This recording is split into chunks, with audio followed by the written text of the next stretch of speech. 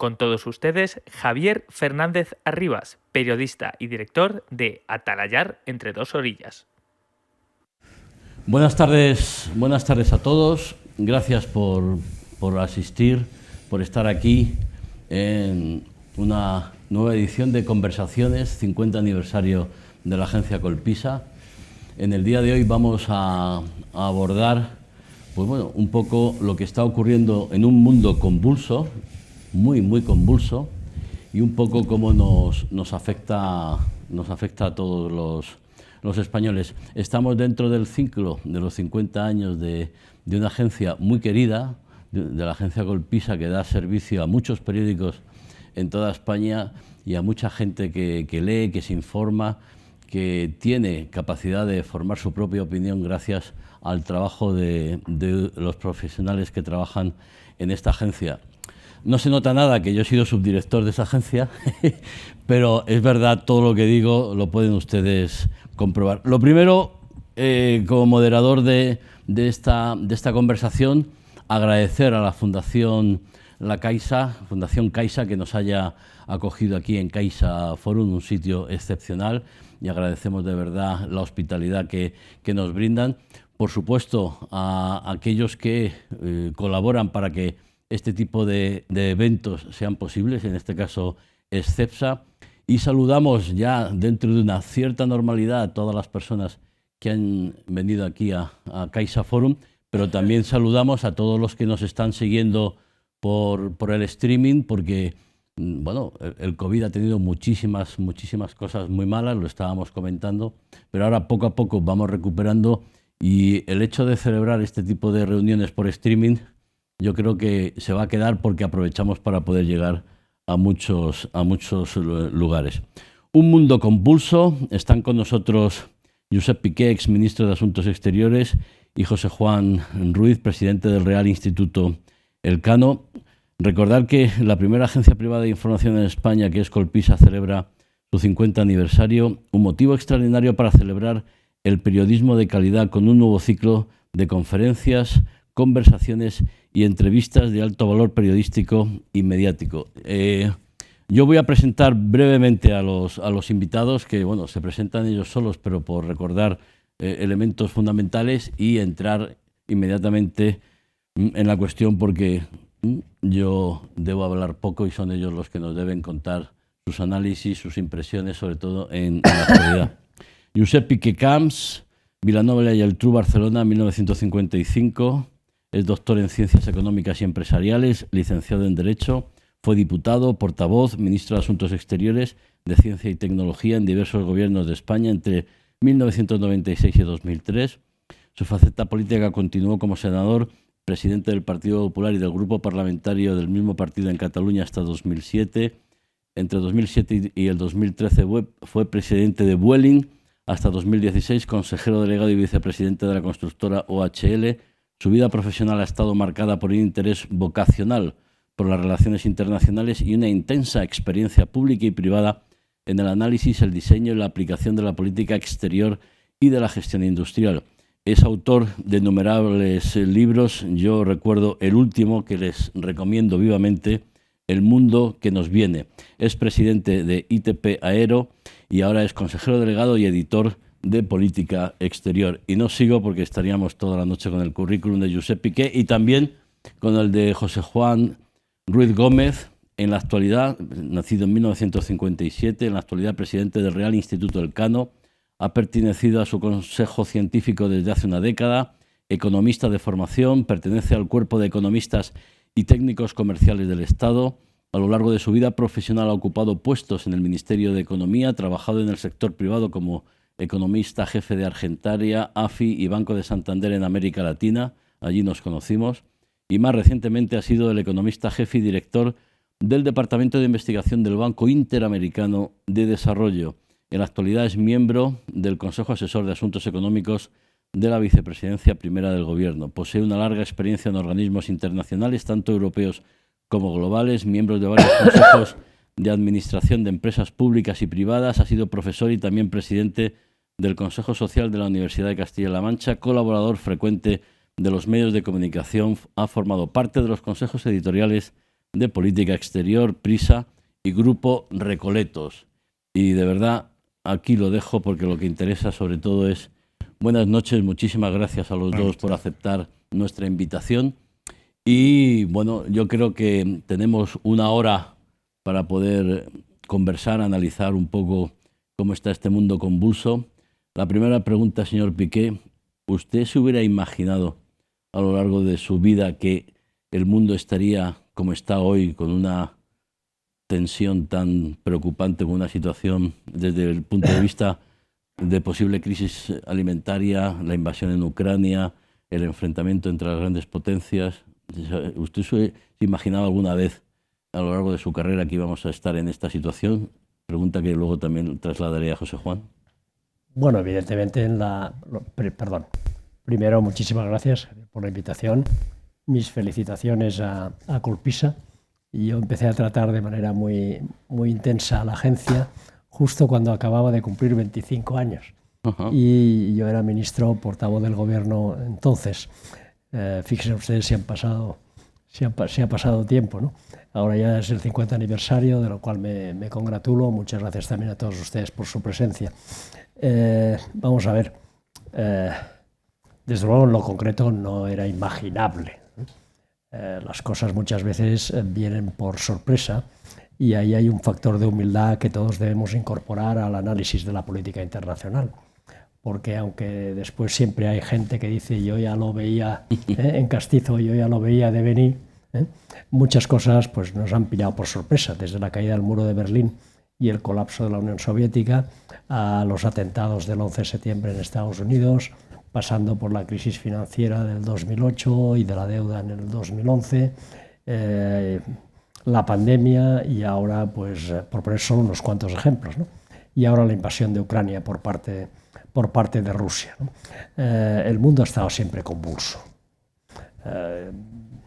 Yo soy del 55 y por lo tanto viví la segunda mitad del siglo XX en un mundo que también lo era. Era un mundo muy peligroso, era el llamado mundo bipolar, con esa confrontación holística entre dos grandes bloques que apenas tenían ósmosis entre sí. Uno el bloque occidental, encabezado por Estados Unidos, y el otro el bloque encabezado por la Unión Soviética. Y no es ningún hecho baladí que a esa situación se le llamara el equilibrio del terror. Y por lo tanto del miedo real a que hubiera una confrontación directa entre las dos grandes superpotencias que disponían y disponen de armamento nuclear, y por lo tanto de esa confrontación iba a salir pues el final de la propia humanidad tal y como la hemos concebido, ¿no? Y aunque era un mundo, como dice la propia definición, de equilibrio, porque no se llegaba nunca al enfrentamiento vital, estuvo lleno de conflictos y de guerras y de situaciones completamente dramáticas.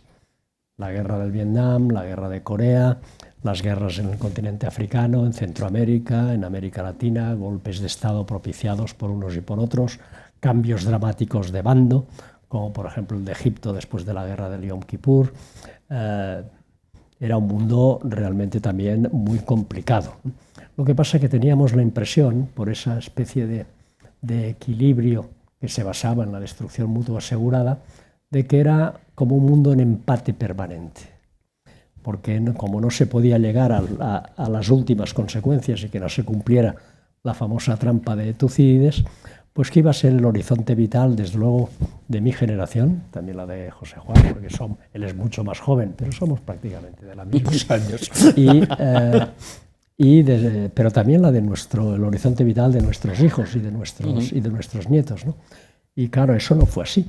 En noviembre del 89 cae el muro. En Navidades del 91 colapsa por implosión la Unión Soviética. Occidente gana la Guerra Fría de una manera absolutamente indiscutible, y a partir de ahí pues parecía que íbamos a ver un proceso de occidentalización del planeta, con la generalización de los valores occidentales en forma de democracia, de economía de mercado, de sociedad abierta, de un orden internacional basado en instituciones multilaterales y el respeto al derecho internacional. Bueno, eso duró también un suspiro de la historia, porque un 11 de septiembre del año 2001, 10 años después del colapso de la Unión Soviética, y 10 años en historia es un suspiro, pues vimos cómo Estados Unidos recibía un ataque en toda regla por primera vez en su historia en su territorio continental.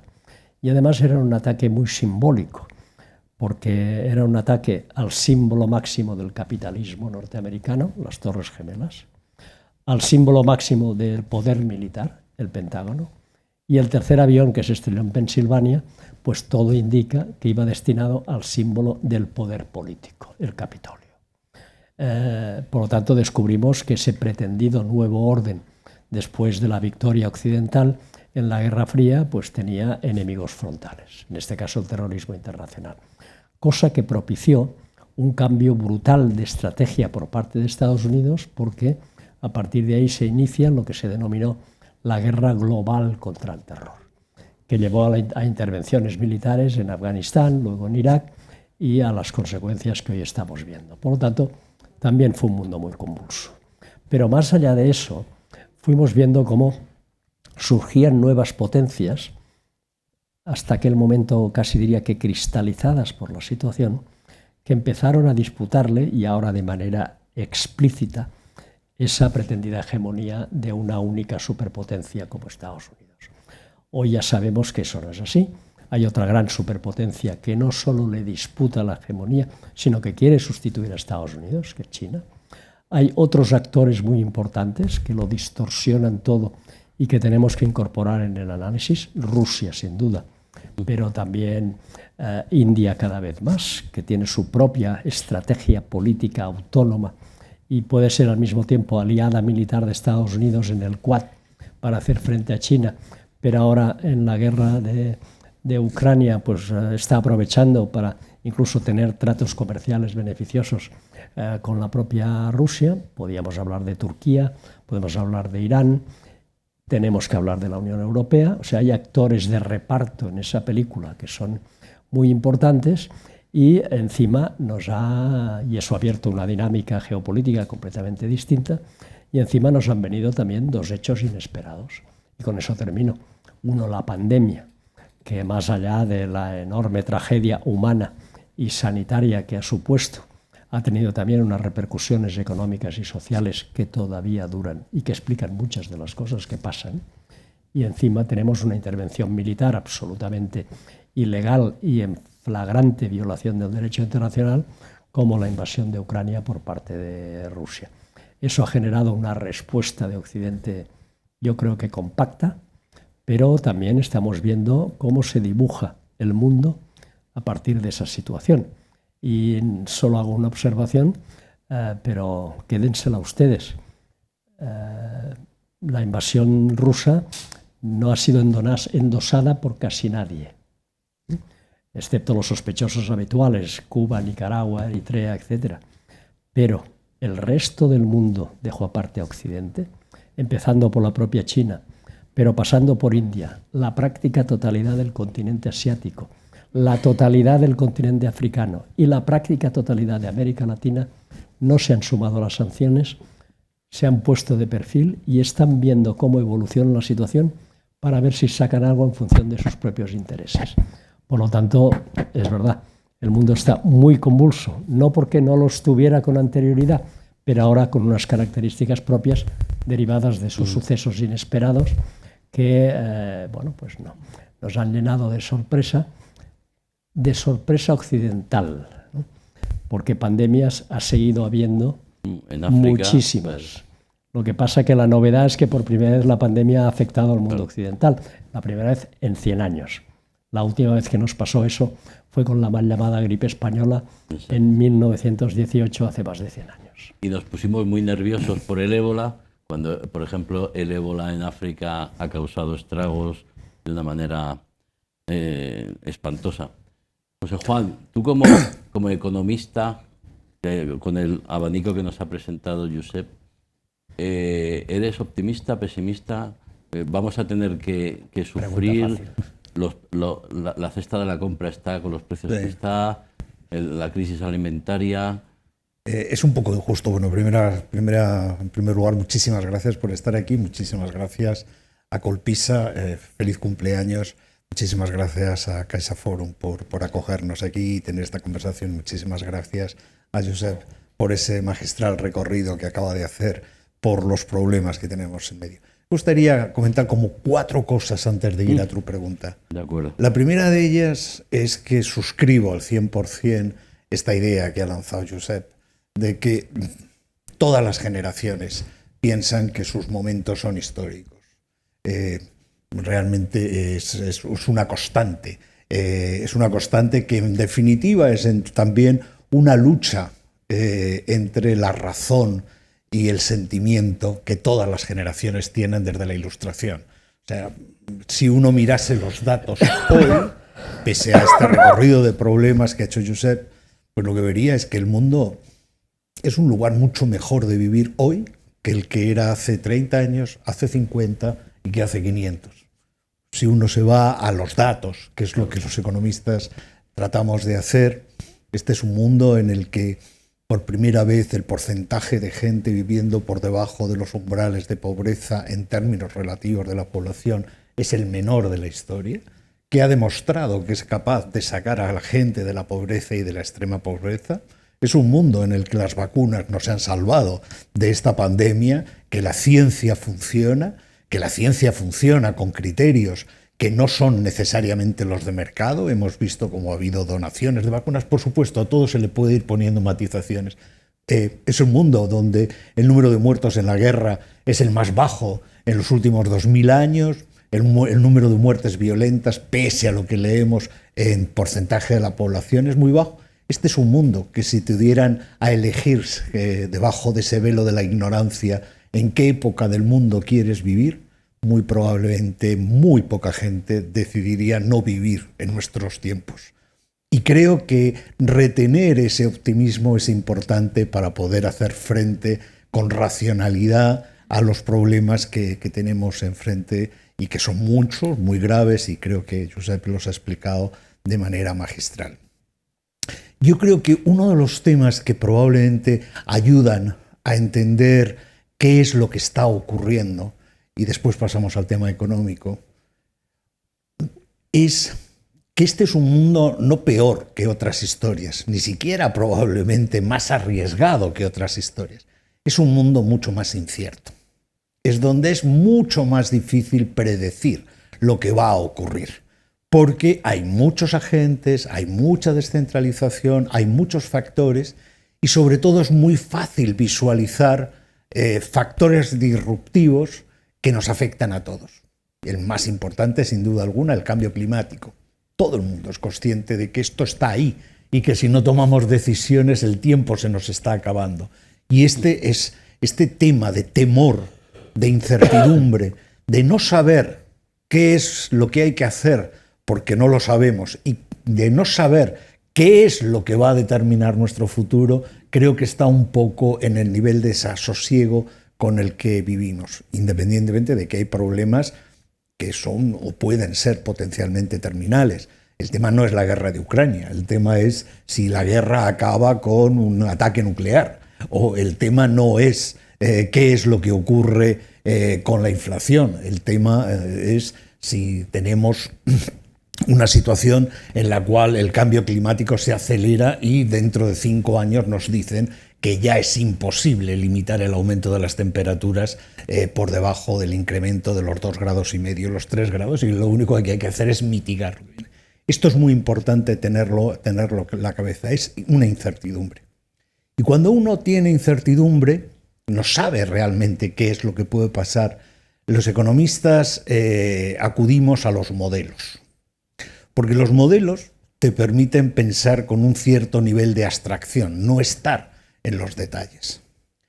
Y si uno pregunta, y Josep creo que lo ha explicado magníficamente bien, ¿qué es lo que nos pasa hoy? Pues un poco la respuesta es que no entendemos el orden internacional que existe.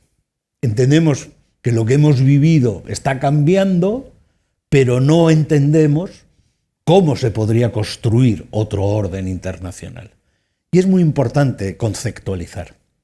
En mi opinión, un orden internacional tiene 3 grandes elementos, que son los intereses, las instituciones y los valores.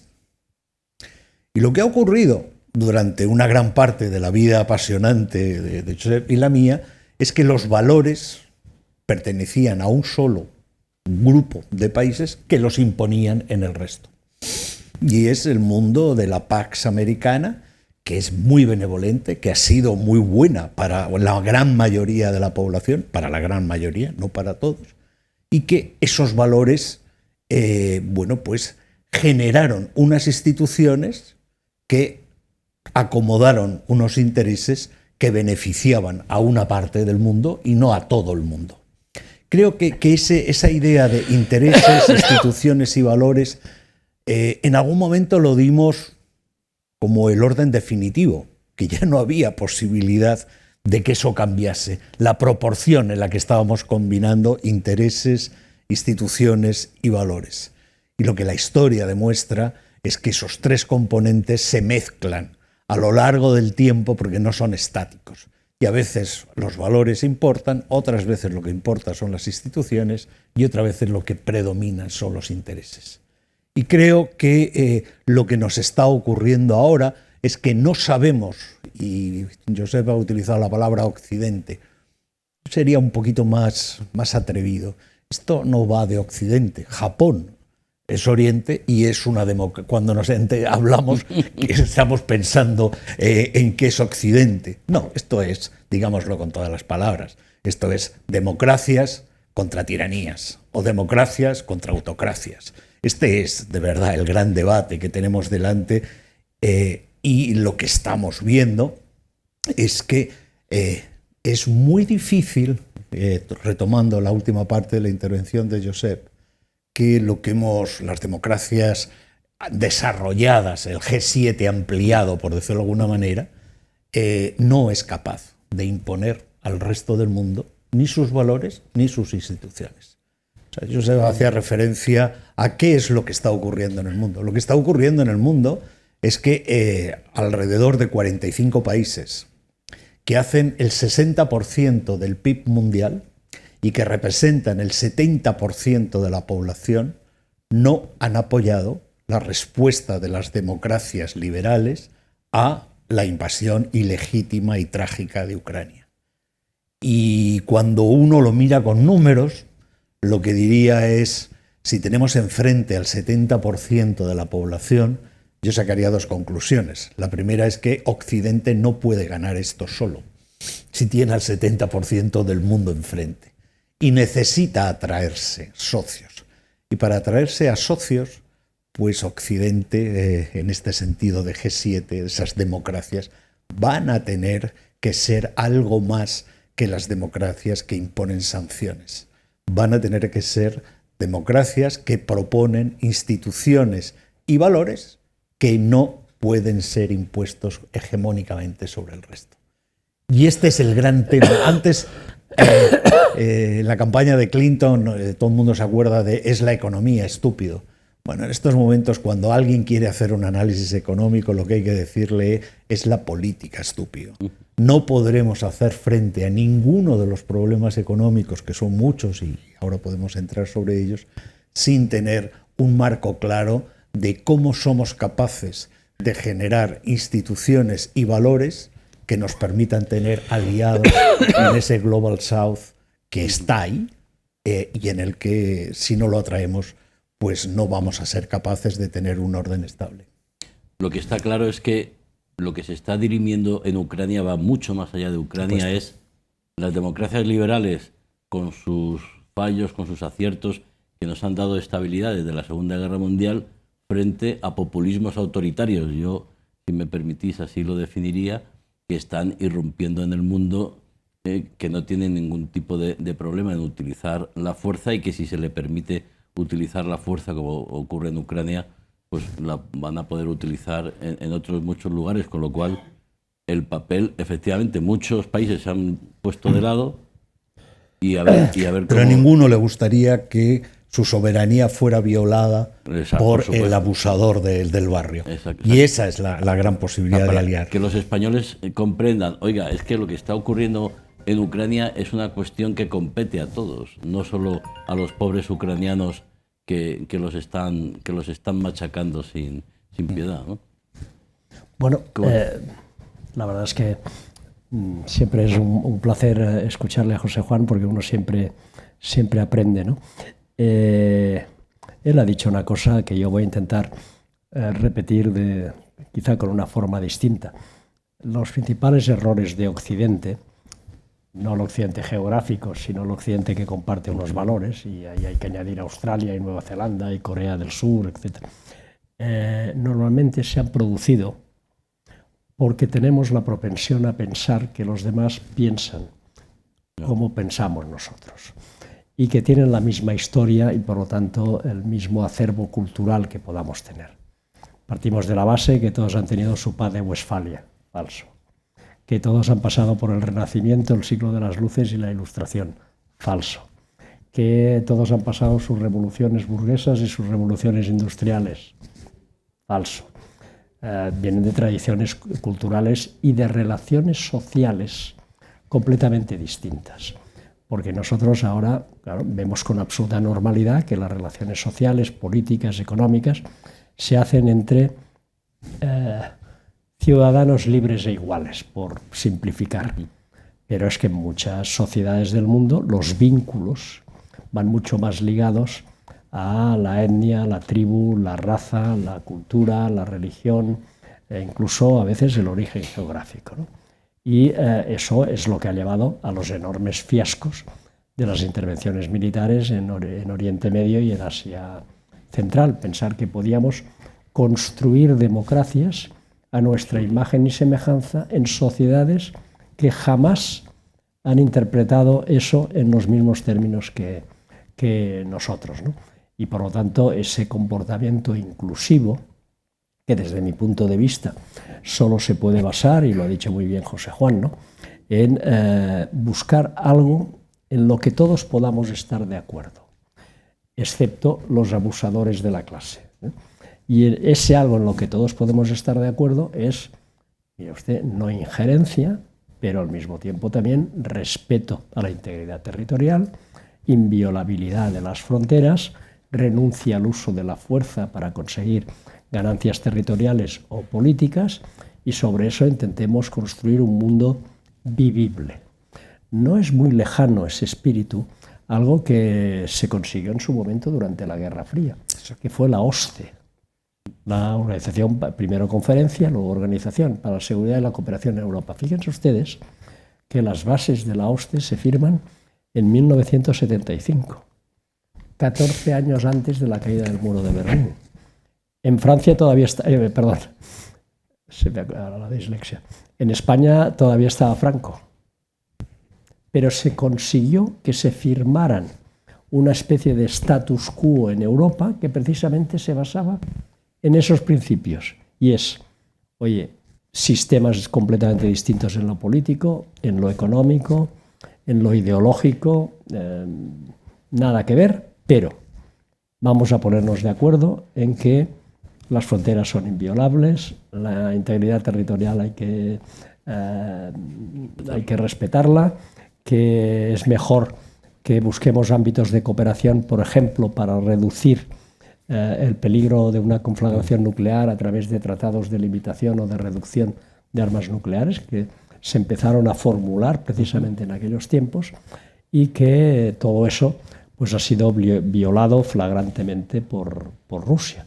Y no solo ha violado algo que en su día firmó la Unión Soviética, y Rusia es la heredera legítima de eso, sino que ha violado otra cosa que iba ligada al espíritu de la OSCE, que es que cuando se produce el acuerdo, además avalado, ¿no?, tutelado por Estados Unidos, el Reino Unido, la propia Rusia, evidentemente, Ucrania, para que todo el armamento nuclear soviético quedara integrado en la Federación Rusa, y que por lo tanto todo el que había algo en Bielorrusia, pero sobre todo en Kazajistán y en Ucrania, se trasladara a los territorios de la Federación Rusa y quedara bajo control del gobierno de Rusia.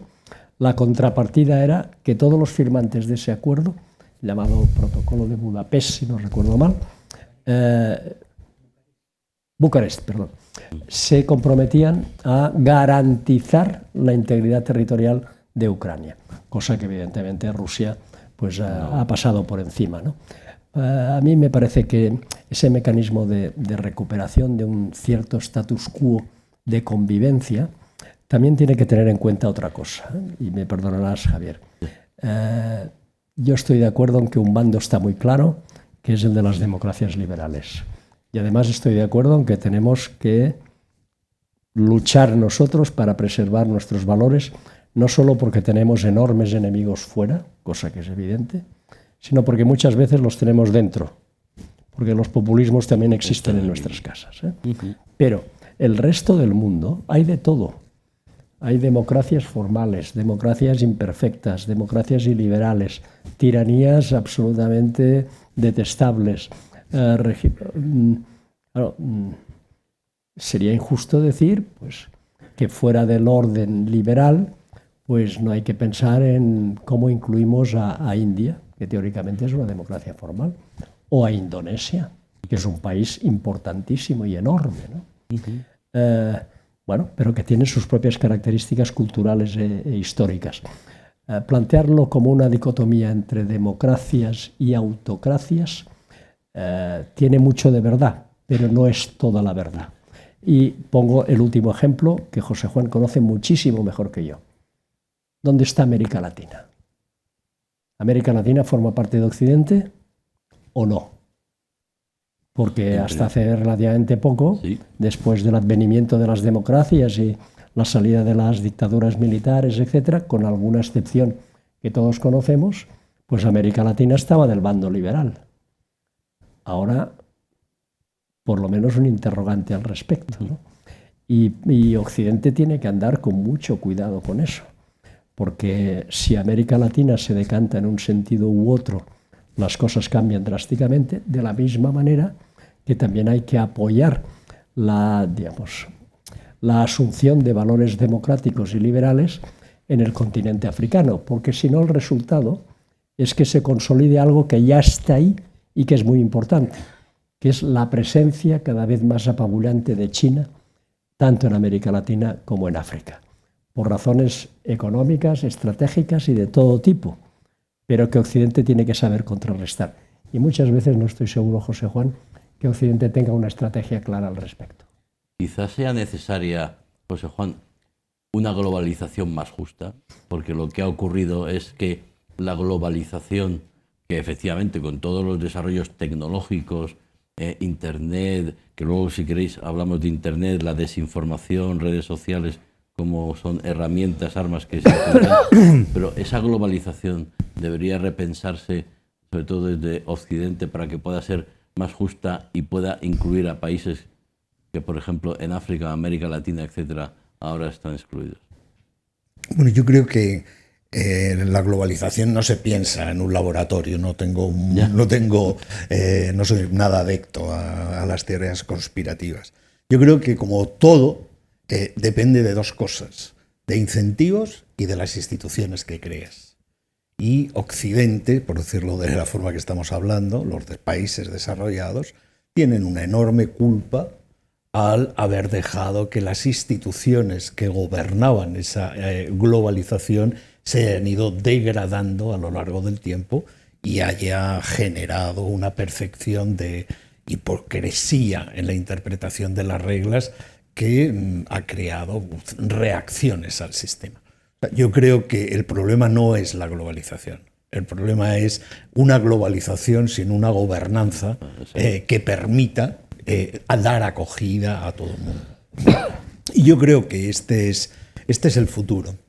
Y las preguntas de qué ocurre, o sea, una globalización sin América Latina, una globalización sin África, pues no es una globalización, ¿para qué nos vamos a engañar? O sea, el mundo, para estar globalizado, tiene que estar interconectado. Yo creo que hay como tres ideas que me parecen importantes. La primera, no crean que la globalización está muerta, está en retroceso. No, si miran ustedes a los números, lo que verán es que los flujos comerciales están ya por encima de los que existían antes de la pandemia. Los flujos de inversión y los flujos de integración financiera están por encima de la pandemia, los flujos de inversión directa están por encima de la pandemia. O sea, la globalización, pese a todo lo que oímos, no está muerta, está ahí. Lo que está ocurriendo es que se está reasignando quiénes participan y quiénes no participan de esos flujos. Y este es un tema muy importante.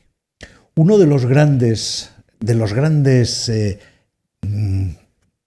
palancas de qué es lo que va a ocurrir es, como siempre, la energía.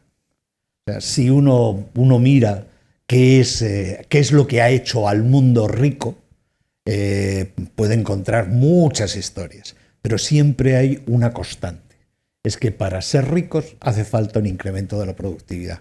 Y para tener un incremento de la productividad tienes que tener una fuente energética que en un momento pues, fue el carbón, en otro momento fue el petróleo y que en estos momentos son las energías renovables, por decirlo muy esquemáticamente. Entonces, seguir la geoestrategia de la energía cuenta más sobre las sendas posibles que van a existir en el mundo que el estar centrado quizá en análisis más micro de qué partido de derechas, de izquierda gana una elección o en otra. Creo que esa geoestrategia es importante. Y si lo piensan ustedes un poquito, en algún momento la guerra en Ucrania acabará. Y una de las grandes importancias de la guerra de Ucrania pues es porque Rusia es un inmenso cuartel adosado a una gasolinera. O sea, Rusia es uno de los países centrales en la política energética de los combustibles fósiles. Mi sensación es que el mayor cambio que se va a producir es si realmente Europa se desacopla de las exportaciones energéticas rusas. Porque si vuelven otra vez a la historia, los 3 momentos recientes en los que Rusia se ha modernizado son 3 momentos con el mismo patrón. En 1917, Rusia comenzó a vendernos commodities y nosotros les vendimos tecnología.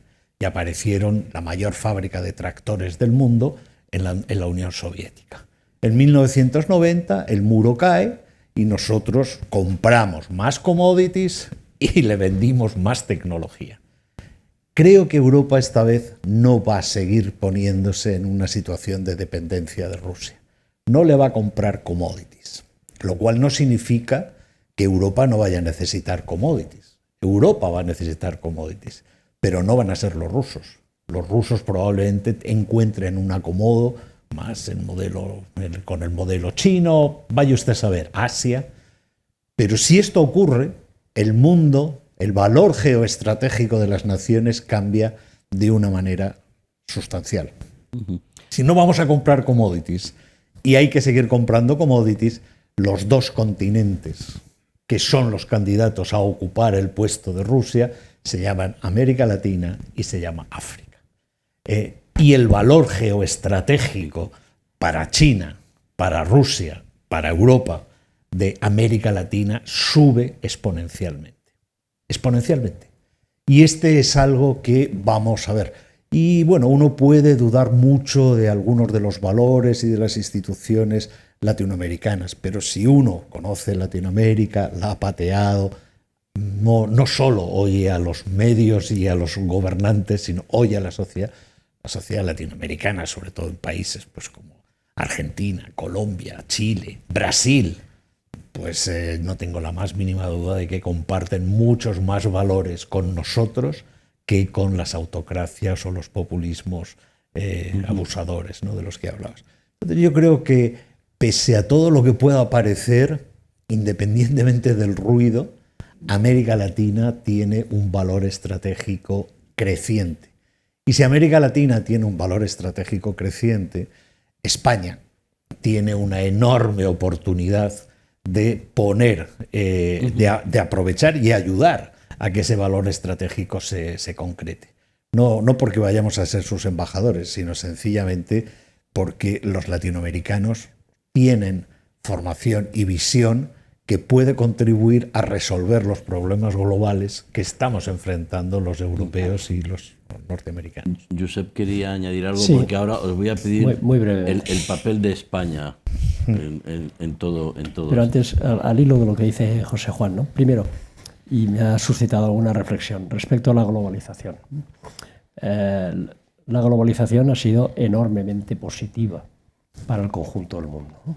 En términos de reducción drástica de la pobreza, de incremento de la esperanza de vida, de creación de clases medias.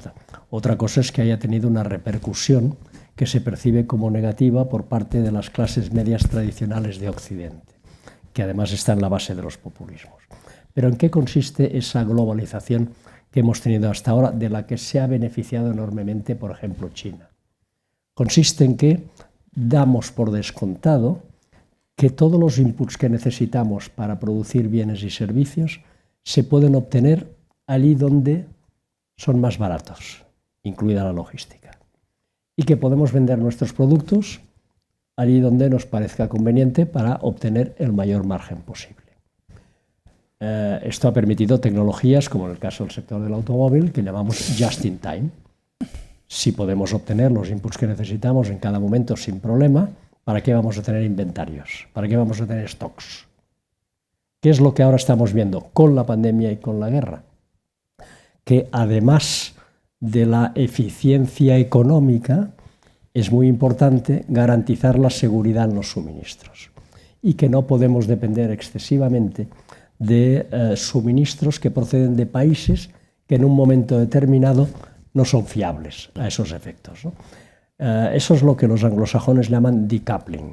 O sea, la globalización va a seguir, pero hay un cierto desacoplamiento, de tal manera que vuelve a estar encima de la mesa la relocalización productiva, las reservas estratégicas, la política industrial en sentido tradicional del término. El ejemplo paradigmático es qué hacemos con los microprocesadores, por ejemplo, ¿no? Y eso configura no el final de la globalización, sino una concepción de la globalización distinta que tiene que introducir el elemento geopolítico. Y en el elemento geopolítico, y voy al otro comentario, evidentemente la energía juega un papel fundamental. Pero, precisamente por la lucha contra el cambio climático y por la necesidad de descarbonizar las economías y de reducir las emisiones de gases de efecto invernadero, el mundo está haciendo una apuesta por las energías renovables. Seamos muy conscientes de que esas energías renovables necesitan de materias primas que también normalmente están fuera de Occidente. Lo que pasa es que ya no hablamos de la concentración de producción, en el caso de los hidrocarburos fósiles, en Oriente Medio o en otras, o en Rusia, sino que hablamos de la concentración de la producción de minerales, algunos de ellos básicos, el litio, el cobalto, el titanio, de gases nobles, de tierras raras, que hay que incorporar cada vez más a nuestro análisis, porque en muy poco tiempo, de aquí a mediados de siglo, probablemente se quintuplique la demanda de ese tipo de productos. Y hay que saber que hay que llevarse bien con los países productores y procesadores para evitar que, una vez nos vayamos liberando del corsé de la dependencia de los grandes productores de hidrocarburos de origen fósil, pues probablemente tengamos que establecer un status quo razonable, porque vamos a tener que depender de otros países. El ejemplo paradigmático es la República Democrática del Congo y el cobalto. Ahí está el 80% de toda la producción mundial. Reservas mundiales. De las reservas mundiales. ¿Nos podemos fiar de la República Democrática del Congo? Tenemos que hacer todo lo posible para que nos podamos fiar. Yo ahí haría también un análisis de cómo en España tenemos unas reservas de litio interesantes. Podríamos fabricar baterías para toda Europa, pero sin embargo hay condicionantes, entre comillas, ecologistas que ponen el grito en el cielo si tú vas a explotar, o por ejemplo tierras raras, el fracking, nos olvidamos del fracking, porque oye, para eso que lo hagan los americanos y ya tienen solucionado el problema del gas y el petróleo y encima lo exportan, nosotros no. Nosotros somos muy respetuosos, que efectivamente hay que ser respetuoso con el medio ambiente, pero dadas las circunstancias quizá en España deberíamos repensar algunas cuestiones, por no hablar de la energía nuclear, que bueno, a mí siempre me ha sorprendido cómo la señora Merkel cerró las centrales nucleares y dejó a Alemania en manos del gas ruso. Quizá algún día nos lo pueda explicar. Pero vamos. Ha intentado explicarlo ayer, pero yo creo que no le salió bien la explicación. No le salió nada bien. El papel de España, quería ahora mismo en esta situación que habéis analizado tan profusamente y atinadamente, ¿y España qué? Bueno, pues yo aquí vuelvo un poco al principio de lo que estaba comentando. Yo creo que una de las cosas más importantes es no sentirse una generación perdida y maldita. O sea, Gil de Viedma decía que todas las historias son siempre tristes y que la historia más triste es la de España porque siempre acaba mal. Realmente uno de los temas que hoy probablemente, cuando uno vuelve a pensar en abstracto, dice, vamos a ver, si las instituciones son importantes, ¿en qué club estamos? Bueno, pues estamos en el club probablemente con los valores consolidados que comparte el 95, el 98% de nuestra sociedad. O sea, pertenecer a la Unión Europea, estar en la OTAN, ser un socio respetado, ser un socio que no es un socio marginal, creo que nos da una potencia institucional importante. Cuando uno mira los valores de la sociedad española, pues son valores profundamente democráticos. Uno puede discrepar, pero en realidad, pues a mí siempre hay un dato que me encanta de los barómetros que hace el Real Instituto Elcano, fue cuando en mitad de la pandemia el 68% de la población española prefería hacer donaciones de vacunas a los países latinoamericanos antes que llegar a un porcentaje alto de cobertura de la segunda vacunación en el país. O sea, realmente el nivel de altruismo, de valores democráticos, pese a todo lo que digamos y el ruido que tengamos, creo que tenemos valores, tenemos instituciones y creo que por primera vez en 200 años el país puede estar en esa revolución que, en mi opinión, va a estar guiada por el cambio climático y la revolución tecnológica. O sea, por primera vez España tiene más fibra, banda ancha que muchos de los países europeos, mejores accesos a Internet, tenemos posibilidades. Bueno, la gente no sabe, pero el 70% de la producción eléctrica de este país se hace con energías renovables. O sea, son datos espectaculares. Nuestras emisiones vienen de las emisiones en el sector inmobiliario, un tercio viene del transporte. El resto de nuestras emisiones de CO2 no están ligadas, digamos, a otras transformaciones estructurales más profundas. Entonces yo creo que España tiene una buena opción. O sea, debería de estar más confiada, probablemente hablar menos y hacer más, pero creo que el país no está castigado a quedarse otra vez rezagado. Y creo que tiene esa enorme posibilidad de traer a la conversación global a aliados históricos, culturales, económicos, fundamentalmente América Latina, que creo que va a ser decisivo. Nadie puede tomarse realmente en serio que estamos dispuestos a descarbonizar la economía mundial sin pensar en qué hacemos con el Amazonas, qué hacemos con las reservas de agua dulce. América Latina tiene el 40% de las reservas mundiales de agua dulce. ¿Qué hacemos con el cobre? Perú y Chile hacen el 70% de la producción de cobre. Ninguna de las tecnologías de la transición energética se pueden llevar a cabo sin una serie de países que están ahí. Y España ahí creo que tiene una prioridad geoestratégica.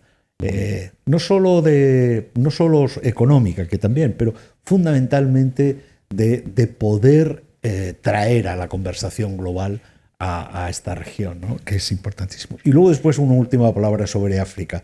Creo que tenemos una enorme debilidad. África en los próximos 40 años es el continente que va a generar el crecimiento neto de la población mundial. 1.500 millones de personas van a aparecer desde ahora hasta el año 2100 en el continente africano. No tener una visión estratégica de qué es lo que eso significa para África y cómo ese crecimiento demográfico abre mercados, abre muchas oportunidades, trae muchos riesgos. Creo que es un poco una de las grandes asignaturas de este país. Este país, cuando piensa en el exterior, piensa lógicamente en la Unión Europea, piensa en Estados Unidos, Japón. Nuestros exportadores miran a América Latina, a Oriente Medio, pero muy poco. El país sabe muy poco de África, poquísimo. Y no es el caso, por ejemplo, con potencias como Francia, por supuesto, pero también Alemania. Creo que el entender mejor el valor geoestratégico de África es algo en lo que deberíamos de invertir recursos.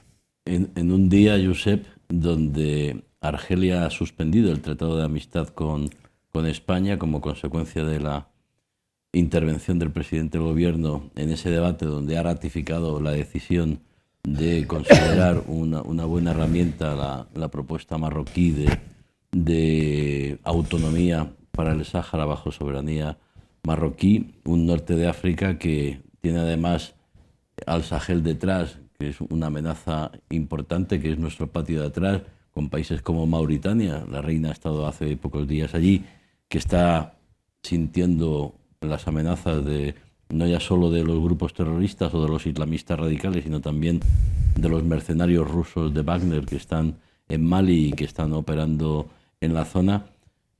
Ese papel de España ahí en el norte de África, ¿cómo lo valoras?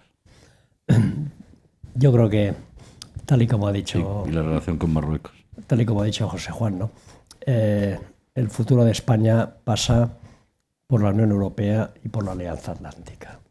Y cualquier veleidad sobre este punto sería catastrófica para nuestro país. Y organizar bien la cumbre de eso, por supuesto. Eso lo doy por supuesto porque saldrá bien. Sabemos organizar esas cosas. Exacto. Eso saldrá bien. Pero el futuro como país, ¿no? Depende de la Unión Europea y de lo bien que vaya la Unión Europea y de la fortaleza de la Alianza Atlántica.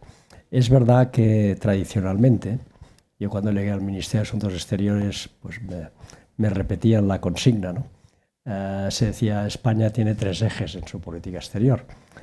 Uno es Europa, el otro es el Mediterráneo, es decir, el norte de África, solo, y el otro es Iberoamérica, o América Latina. Aparte de que eso, digamos, no es exactamente coherente con donde está ahora el centro de gravedad del planeta, que no está en ninguno de esos 3 sitios, sino que está en el Indo-Pacífico, y por lo tanto también hay que mirar hacia allá. Para todo eso, para esos 3 ejes, es también muy importante tener una relación la mejor posible con Estados Unidos. Evidentemente, en el marco de la Alianza Atlántica, el tema no creo que merezca ni un segundo de discusión. Pero en el marco de la Unión Europea, tampoco. Y en el marco del norte de África, tampoco. A partir de ahí yo creo que está en el interés de España, dentro de esas instituciones, para que tanto la Unión Europea como la Alianza Atlántica se tomen muy en serio las amenazas estratégicas que vienen del norte de África. ¿Que vienen de qué? Pues de, digamos, los conflictos políticos dentro del Magreb, y básicamente estoy hablando de Argelia y Marruecos, que tienen que ver a partir de ahí con la totalidad del Sahel y que pueden llevar a que en el concepto estratégico que se apruebe para la próxima década de la OTAN en la cumbre de Madrid, pues además de mirar los riesgos que nos vienen obvios del este, veamos también al mismo nivel los riesgos que nos vienen del sur. Eso es algo que le interesa a España y que le interesa a Europa y que le interesa también a Estados Unidos, precisamente para salvaguardar la estabilidad en el continente, ¿no? Y claro, respecto a América Latina yo diría que lo mismo. ¿no? Es muy importante que la relación con América Latina, que hay que entender siempre como no una relación paterno-filial, que eso es un profundísimo error, sino de saber hablar su mismo lenguaje, coincidir con los mismos intereses, ver dónde podemos encontrar territorios en común, etcétera. Pues hay que hacerlo también en el marco de esas instituciones que he mencionado. A partir de ahí, la realidad es la que es, ¿eh? Y estos son deseos que están muy bien, ¿no? Y yo creo que además van a salir. El rey lo pidió explícitamente al secretario general de la OTAN cuando celebrábamos el 40 aniversario de la integración de España en la alianza, ¿no? Miren ustedes el flanco sur, y eso estuvo bien, y creo que saldrá, ¿no? Pero al margen de eso, quien está cerca de Argelia y de Marruecos somos nosotros. Y por lo tanto tenemos también que tener una clara política bilateral respecto a esos dos países, y ahí me gustaría hacer una reflexión de carácter general que sé que puede ser polémica, pero que creo que ustedes me van a interpretar correctamente.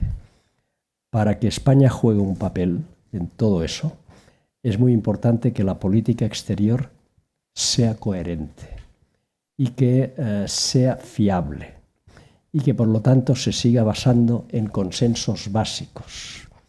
Y más allá del tema de fondo sobre, por ejemplo, el contencioso del Sáhara, sobre lo que habría que abrir otra hora de debate y no podemos, desde el punto de vista formal, el hecho de que se tome una decisión de esa magnitud después de 47 años de mantener una posición con independencia de la alternancia política, y que sea una decisión que no se comparta no ya con la oposición, sino que hasta hoy, varios meses después, no se lleve al Parlamento, y que además en su momento no fuera ni tan siquiera conocida por el propio gobierno, más allá de las críticas formales que podemos hacer, lo que hace es transmitir una imagen de que la política exterior está al albur de quién tiene en cada momento las responsabilidades de gobierno. Y cuando eso es así, los demás, ¿cómo te perciben? Como un interlocutor que cambia sus posiciones en función de la alternancia política. Y por lo tanto, la respuesta obvia es: hoy usted me está diciendo eso, pero no sé lo que España me va a decir mañana. Para España es absolutamente esencial, en el marco de la Unión Europea y en el marco de la Alianza Atlántica, preservar los consensos básicos en la política exterior, que incluye la política de seguridad y de defensa. Si no, le estamos haciendo un mal favor a nuestra capacidad para efectivamente desplegar nuestra propia influencia allí donde podemos, de acuerdo con nuestro peso específico, que es el que es, pero teniendo en cuenta que formamos parte probablemente las dos instituciones más sólidas, multilaterales, que hay hoy en el mundo, que son la Alianza y la Unión Europea. No, absolutamente de acuerdo. Solo por complementar, porque se me ha quedado un poquito, yo creo que suscribo todo lo que acaba de decir Josep. Uno de los temas que es importante es que entendamos que la política y la geoestrategia no solo la juegan los gobiernos, la juegan las sociedades y la juegan el sector privado. Y yo creo que uno de los temas que es importante cuando uno piensa cómo nos podemos proyectar mejor, creo que sería muy importante tener debates en la sociedad más informados por los datos y por análisis rigurosos e independientes. Hay mucho ruido en nuestros debates y hay pocos datos. Y sin datos y sin análisis independientes es muy difícil enfocar problemas que son tan inciertos y tan complejos. Creo que volver un poco a la llamada, a la ilustración, a las luces, a analizar y sostener instituciones, pues como el Real Instituto Elcano, que la sociedad participe y que el sector privado participe y financie, es una forma de fortalecernos para tomar mejores decisiones. Y la otra es, no hay que inventarse las preguntas. Lo que hay que hacer muchas veces es poner la oreja de quién tiene las preguntas.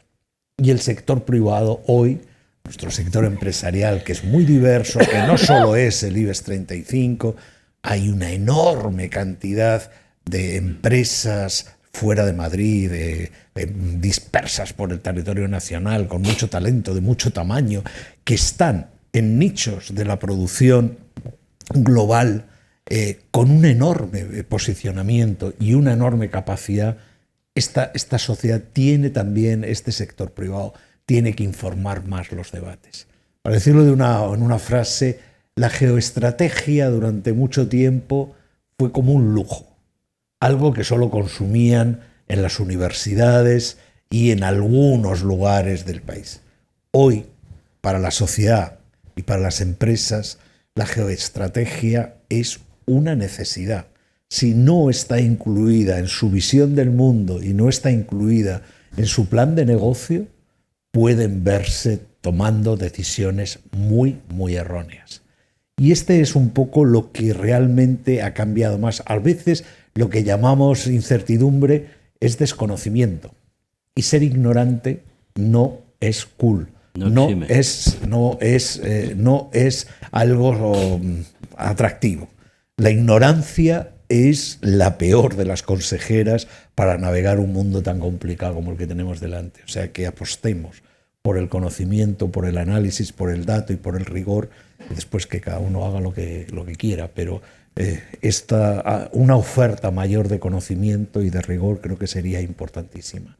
Hombre, yo quería cerrar con ese asunto. Además, estamos celebrando los 50 años de la agencia Colpisa.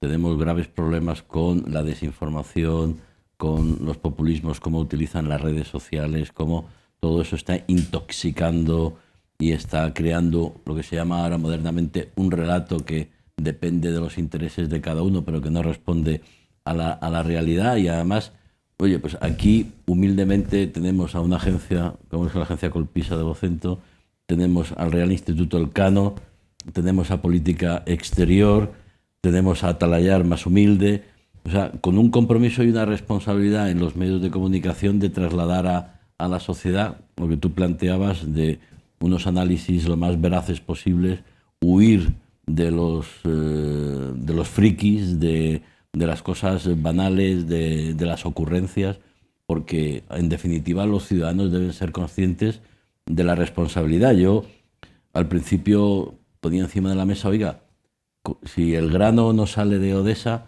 quizá millones de personas en África van a pasar mucho hambre, pero nosotros también. O sea, yo esta mañana le decía a mi mujer, es que el kilo de cerdo hace unas semanas estaba a 1,60 y hoy está a 6 y pico. Pero es que te vas a los ajos, te vas a la cesta de la compra y el incremento es exponencial. Y si te vas a la energía, como bien has explicado, tenemos ahora unos costes energéticos que a las pequeñas y medianas empresas nos están asfixiando, con lo cual tenemos que ser conscientes del mundo en el que estamos viviendo y lo que nos estamos jugando y quizá la necesidad de sacrificio, ¿no? Porque yo aquí os planteo, viendo con mi hijo de 20 años el otro día, no hace mucho, el telediario, viendo lo que estaba ocurriendo en Ucrania, se volvió y dice, wow, no es posible que la Unión Europea mire hacia otro lado. Y yo le dije, ¿y qué hacemos? No, es que hay que hacer algo. Y yo le dije, ¿tú estarías dispuesto a coger un fusil e irte a defender Ucrania? Se quedó así. Dice, hombre, para eso están los militares. Digo, hombre, vaya compromiso. O sea, ¿quién se puede...? A lo que voy es a la conciencia o a la cultura que podemos tener en España de la necesidad que vamos a tener de que nuestros principios, nuestros valores, nos van a costar un sacrificio económico, empresarial, de empleo, y en este caso cómo los medios debemos actuar con responsabilidad, con compromiso a la hora de trasladar a la sociedad una información veraz. Volviendo al espíritu de la Ilustración y anteponiendo la razón a la pasión. A la pasión y a la superstición y a los o a los intereses partidistas, ¿no? Y a los sentimientos viscerales, ¿no? Y poner la razón y el sentido común y la investigación científica y los análisis rigurosos por encima de cualquier otra cosa, ¿no? y ser coherentes a partir de ahí, porque claro, yo entiendo perfectamente a tu hijo. Porque, claro, la pregunta, no, yo le dije, y yo como padre voy a consentir o que tú vayas a perder la vida a Ucrania. Pero le puedes comprar la respuesta. ¿Es cosa de los militares? Vale. ¿Estamos dispuestos a incrementar sustancialmente los presupuestos de defensa? Sus capacidades. Porque si no, la incoherencia es máxima. Total. Entonces hay que ser coherentes en cada momento. Lo que no se puede pedir es ayudemos a Ucrania, seamos cada vez más partidarios de la autonomía estratégica europea y después pues acabar diciendo que los Pangloss no existe. Pangloss no existe. No, hay un tema que sí que es interesante también apuntar a la lista que acaba de hacer Josep, que es el tema de las líneas rojas. O sea, yo creo que hay que ser muy cuidadoso cuando uno dice estos son mis valores y de estos valores yo no me echo hacia atrás. Este es un análisis muy ex ante. Después vamos a ver qué es lo que puede estar ocurriendo. O sea, por ejemplo, hay un caso de esta semana. O sea, Estados Unidos puede estar súper comprometido contra la lucha contra las dictaduras en América Latina, pero Venezuela nos va a empezar a vender petróleo la semana que viene. Entonces, creo que estas cosas hay que entenderlas y hay que saberles dónde uno tiene que poner los límites. Hay una profunda, más ideológica, es no sé hasta qué punto estamos preparados para ver en un mundo que nuestra generación ha sido la generación de la desregularización del mercado, de la capacidad asignativa del mercado, y no soy sospechoso de criticar las enormes ventajas del mercado, pero estamos a punto de ver cómo a muchos de los problemas en los que nos tenemos que enfrentar, la lucha la va a plantear entre un Estado que va a intervenir más en la asignación de los recursos. Porque el mercado no tiene soluciones eficientes a las externalidades negativas que crean algunos de estos problemas. Uno puede decir, queremos utilizar más, estar más interconectados con Europa para que nuestro gas, el mercado único europeo de la energía, bueno, sí, pero hay que construir las infraestructuras. Y el mercado no va a construir, las empresas privadas no van a construir las infraestructuras porque el nivel de incertidumbre es alto, los plazos el Estado va a tener que intervenir. Y esto genera una fricción en el paradigma de que el Estado solo hace igualdad o mejora la igualdad y redistribuye y el mercado produce, que no va a ser el modelo que vamos a enfrentar en las próximas décadas. Y tener líneas rojas o aprehensiones o descartar soluciones porque me están interviniendo o me están desregulando, creo que va a ser una de las peleas intelectuales más interesantes de seguir en los próximos años. La pelea entre mercado, algo que creíamos totalmente superado, creo que nos va a volver otra vez a la cara porque los problemas y las externalidades están ahí. O sea, muchas de las cosas de las que hemos estado hablando aquí, en realidad son bienes públicos que nos hemos dado cuenta que existían, pero que no los habíamos valorado, pero con la característica de que ahora son bienes públicos globales. La pandemia te ha enseñado que puedes tener el mejor sistema sanitario del mundo, puedes cuidarte, puedes ser extremadamente cuidadoso, pero si no es igual de saludable la persona que tienes a tu lado, puedes morir. Y esto es un bien público global, que antes era un bien privado o como mucho un sistema nacional de salud. Bueno, creo que ahora estamos hablando de defensa. La defensa era solo los militares de tu país. Bueno, sabemos que la amenaza a Ucrania es una amenaza que puede llegar a todos los demás. O sea, la defensa viene a ser otro bien público global. Y todas estas discusiones de si es el Indo-Pacífico, es China o es Rusia, que hace un año pues este señor y yo teníamos que estar cubriendo permanentemente nuestros institutos y nos pedían cómo era el concepto estratégico de OTAN, y era todo relaciones Estados Unidos, OTAN, China. Bueno, pues estamos a 2 semanas de que empiece la conferencia y yo a China ya no he oído hablar de ella en los últimos 6 meses, ¿no? Son temas de bienes públicos, y cuando aparecen los temas de bienes públicos, lo que aparece son los temas de quién los financia y cómo excluyes o si son excluyentes el consumo de esos bienes. Y la mayor parte de los bienes que tenemos, cambio climático, salud, defensa, no puedes excluir a nadie porque si excluyes a alguien pierdes. No, yo solo un matiz. Los norteamericanos se hablan de China todos los días. Sí, claro. Pero es verdad que aquí nos hemos olvidado un poco. No, yo incluso anticipándome un poco a ese debate que está viniendo y que ha expresado con tanta claridad José Juan, ¿no? Evidentemente el mercado no puede resolver la seguridad y la defensa. El mercado no puede resolver una lucha contra la pandemia que por definición es global. El mercado no puede resolver la lucha contra el cambio climático. La intervención pública es absolutamente imprescindible. Otra cosa es que, y eso incluye, por ejemplo, la dotación de infraestructuras de componente estratégico como las que hemos mencionado. Pero tenemos que andar con mucho cuidado, que ese papel del Estado no le lleve a inmiscuirse en las decisiones del sector privado, que es algo que China está recuperando y que probablemente le pueda generar más problemas que soluciones. Totalmente. Pues, si queréis alguna reflexión final, son las 9 menos cuarto. Pensábamos terminar 8:30, pero creo que la conversación tiene tanta calidad y sobre todo profundidad y solvencia y sobre todo trascendencia que, bueno, no he visto moverse a nadie. Y además estoy seguro es que las puertas están cerradas. No, pero... Y les da corte. Y los que nos están siguiendo también por streaming están, me consta, muy pegados, escuchando con mucha atención.